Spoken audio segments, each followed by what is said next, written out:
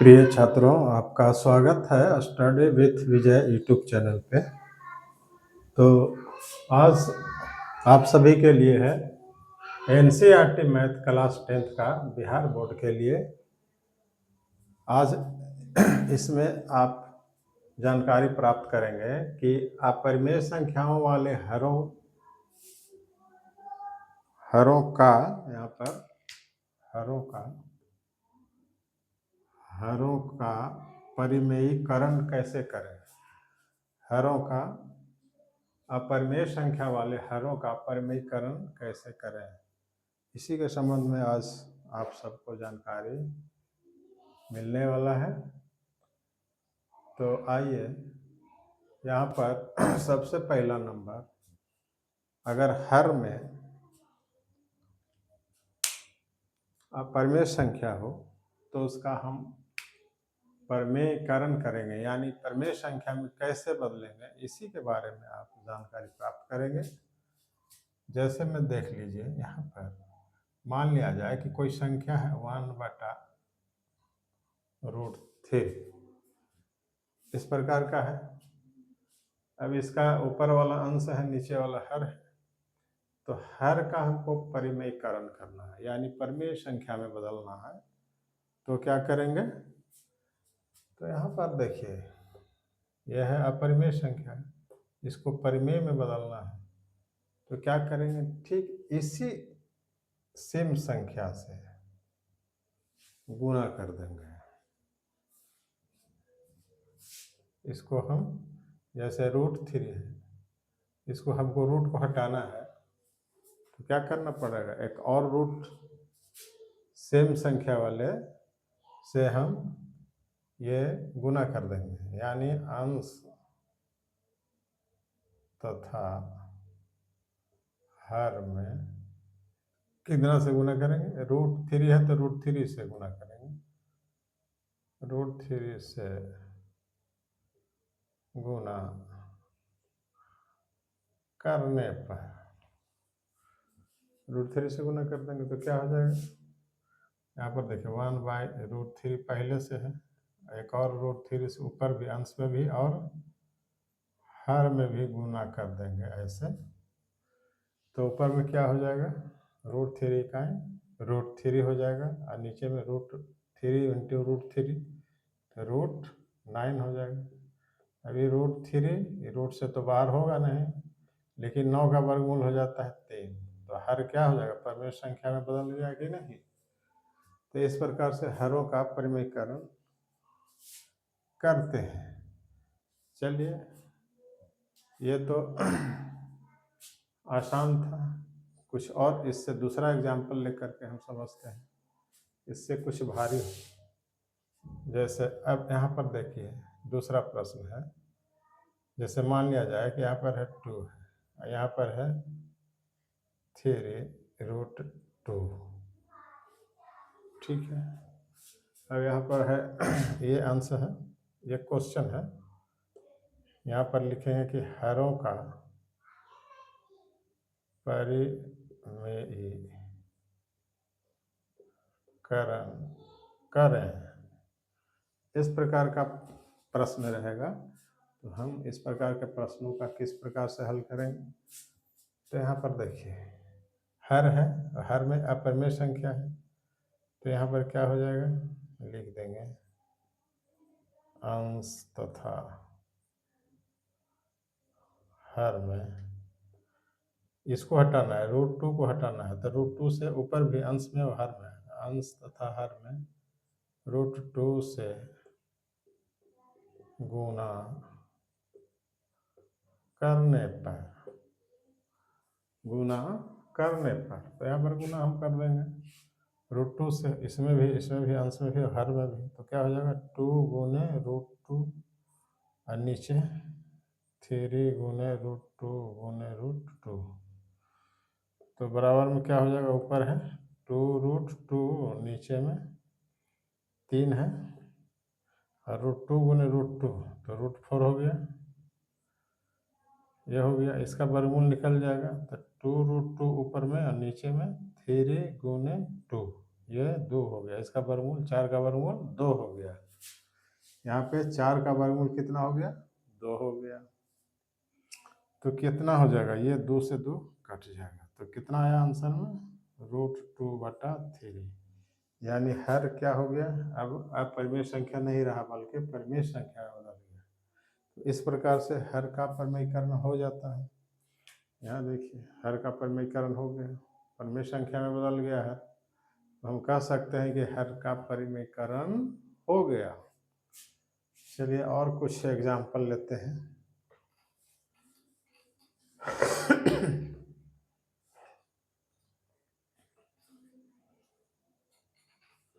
ये सब बिहार बोर्ड के लिए बेसिक कंसेप्ट है, इसको जानना जरूरी है। इसी के आधार पर आप आगे बढ़ सकते हैं।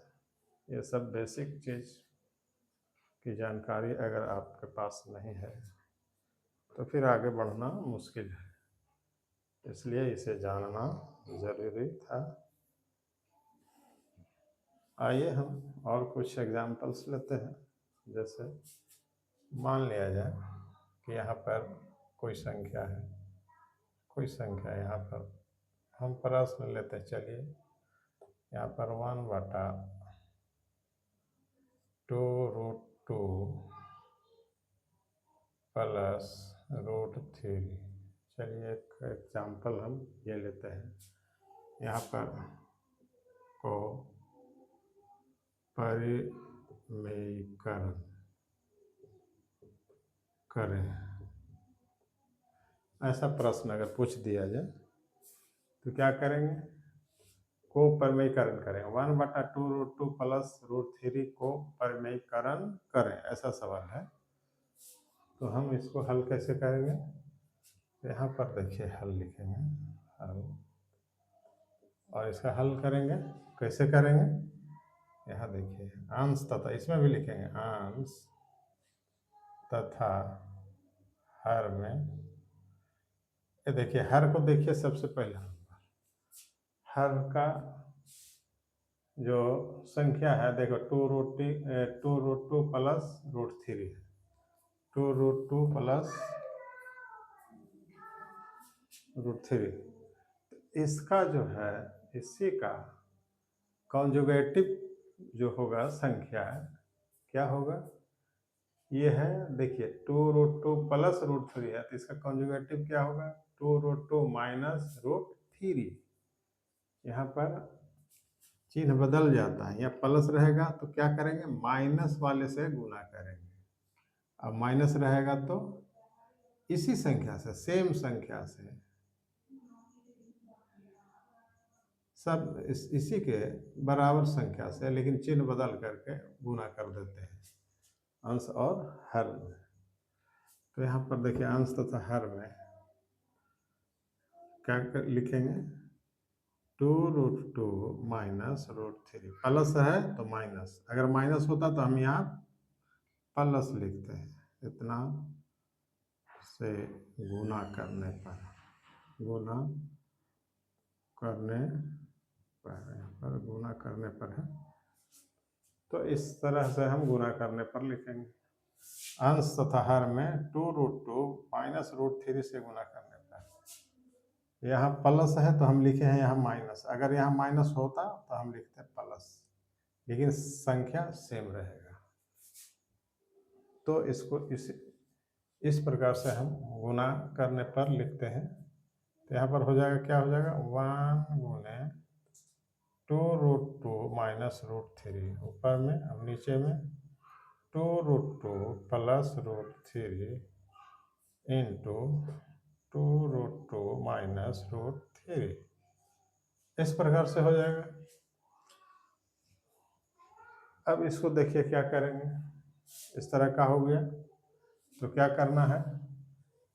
एक से इसमें गुना करेंगे तो इतना ही रह जाएगा, तो हम लिख देंगे ऊपर 2√2 माइनस √3, और नीचे में क्या हो जाएगा? ये देखिए यहाँ पर देखिए, इसको अगर a माने, इसको हम b माने, तो a प्लस b है, आई a माइनस b हो जाएगा कि नहीं?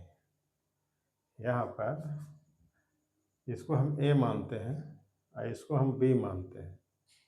तो इस जिस अनुसार इसको ए मानते हैं, इसको बी मानते हैं, तो ये हो जाएगा भी ए और ये हो जाएगा बी।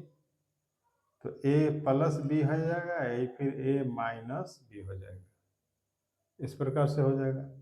तो हम जानते हैं सूत्र है कि ए प्लस बी इंटू ए माइनस बी बराबर सूत्र होता है ए स्क्वायर माइनस बी स्क्वायर, ये सूत्र होता है। तो हम नीचे वाले को क्या कर सकते हैं, इसको हम ए स्क्वायर यानी 2√2 इसका स्क्वायर कर देंगे, माइनस √3 इसका स्क्वायर कर देंगे, ऐसे लिख सकते हैं। जबकि इसका मतलब होता है ये ए प्लस बी इंटू ए माइनस बी के रूप में है, तो ए स्क्वायर माइनस बी स्क्वायर के रूप में लिखाएगा कि नहीं। तो हमने यहाँ लिख दिया। अब यहाँ देखिए आगे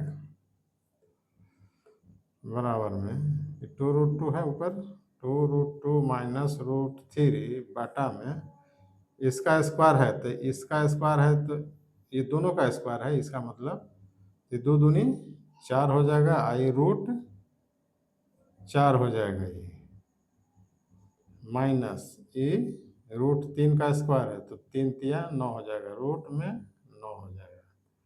अब हम 2√2 माइनस √3 लिखेंगे ऊपर में अंश में, और इसका वर्गमूल हो जाता है 2, तो 4 गुने 2 हो गया, माइनस 9 का वर्गमूल 3, तो बराबर में क्या हो जाएगा ये 2√2 माइनस √3 बटा में 4 दूनी 8, 8 माइनस 3 बराबर में क्या हो जाएगा 2√2 माइनस √3 बटा 8 में से 3 गया 5। अब देखिए यहाँ क्या था, पहले से 2√2 प्लस √3 था, अब क्या हो गया सिर्फ 5 रह गया। तो यहाँ पर देखिए हर जो अपरिमेय संख्या था, तो परिमेयकरण करने के बाद क्या परिमेय संख्या में बदल गया कि नहीं, परिमेय संख्या आया तो हर का परिमेयकरण हो गया कि नहीं हो गया। तो इस प्रकार से हम अपरिमेय संख्या वाले हरों का परिमेयकरण करते हैं। इस तरह से हम परिमेयकरण कर देते हैं अपरिमेय संख्या वाले हरों का। चलिए एक आध एग्जाम्पल और लेते हैं, फिर उसको देखते हैं।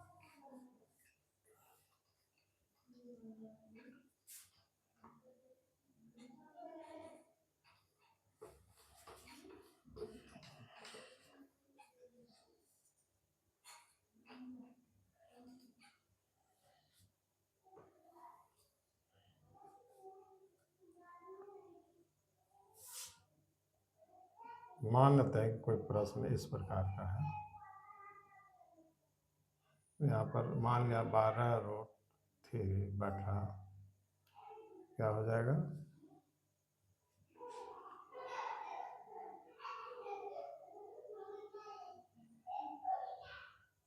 यहाँ पर हो जाएगा √27 मान लीजिए। इसको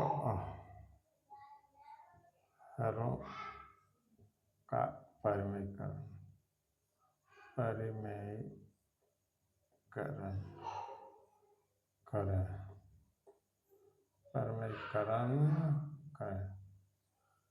हर का परिमेयकरण करें, कैसे करेंगे इसको भी उसी करना है। ये देखिए 12√3 है ऊपर में, नीचे में 27 है, तो इसको हम क्या करेंगे 27 को 3 गुने 3 गुने 3 क्या हो जाएगा बराबर में हो जाएगा, ऊपर 12√3 नीचे में जोड़ा रूट से बाहर हो जाएगा 3√3, ये हो गया। अब देखिए यहाँ पर √3 से √3 कट जाएगा, तो 3 चौके कट गया, ये 12 यानी कितना आया 4 आया आंसर।